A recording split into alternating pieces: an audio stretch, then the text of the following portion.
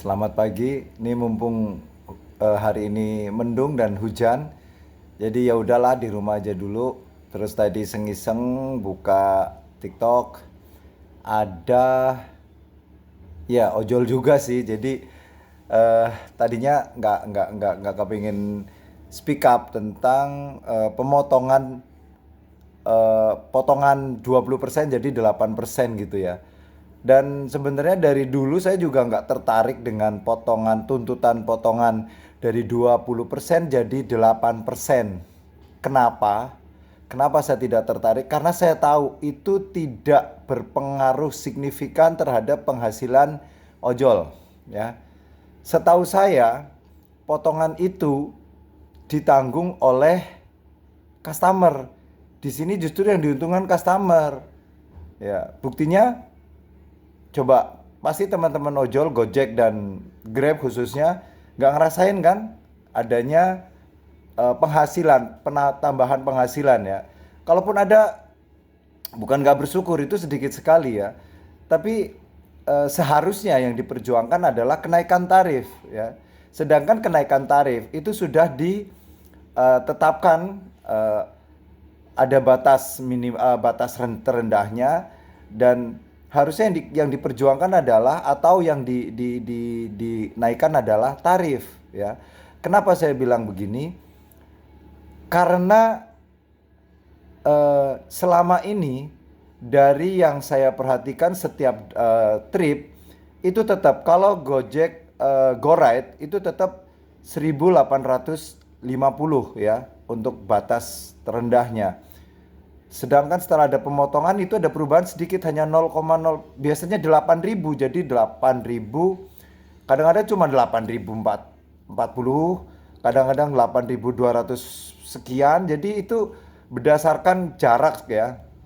Kalau memang salah tolong dikoreksi. Tapi yang jelas saya sejak awal itu sudah nggak tertarik dengan isu pemotongan dari 20% jadi 8%.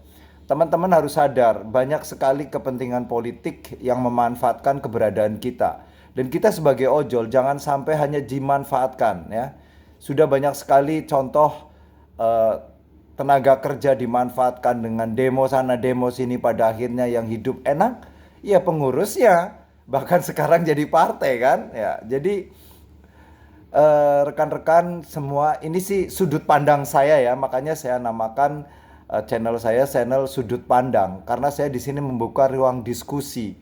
Boleh kita punya sudut pandang karena setiap manusia punya sudut pandang berbeda ya, dan sudut pandang berbeda itu ditentukan oleh latar belakang yang macam-macam. Jadi boleh saja rekan-rekan atau siapapun yang terkait dengan potongan 20% ini boleh speak up di sini. Saya buka ruang diskusi seluas-luasnya biar kita semakin paham, jangan sampai ke depan nanti hanya dijadikan objek politik ya. Sementara kesejahteraan kita ya begini-begini saja.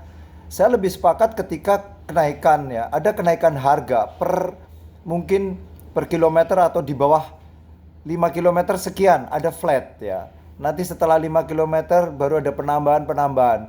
Itu saya pikir malah akan lebih signifikan buat penghasilan kita sebagai ojol ya. Tapi sekali lagi ini sudut pandang saya, dan coba teman-teman perhatikan, karena saya di Gojek, imbas dari pemotongan 20% menjadi 8%, yang saya rasakan, yang saya lihat adalah ada kenaikan justru yang diuntungkan saya sebagai pemilik kendaraan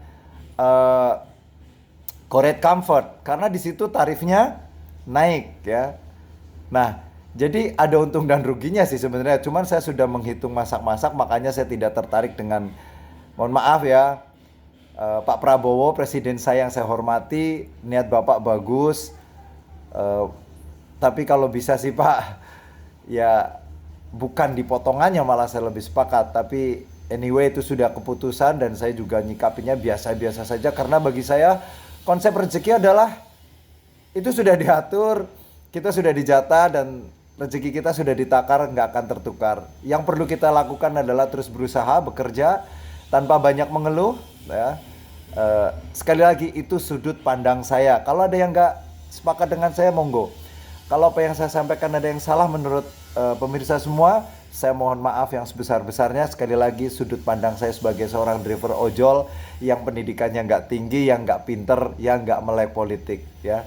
Jadi salam waras, salam sejahtera, bahagia selalu untuk semua rekan-rekan ojol di Indonesia.